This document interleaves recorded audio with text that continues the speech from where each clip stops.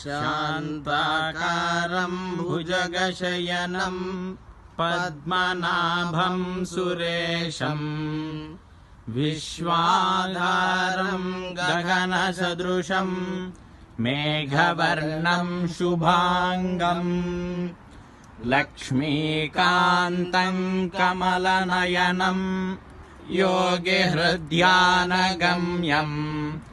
వందే విష్ణుం భవభయహరం సర్వలోకైకనాథం.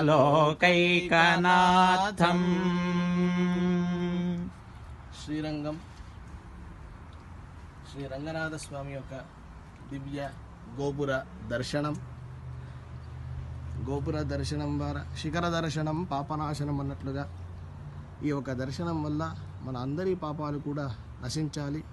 రంగనాథుడి యొక్క దివ్య అనుగ్రహము అందరికీ ఉండాలని ప్రార్థిస్తూ సర్వే జనాః సుఖినో భవంతు.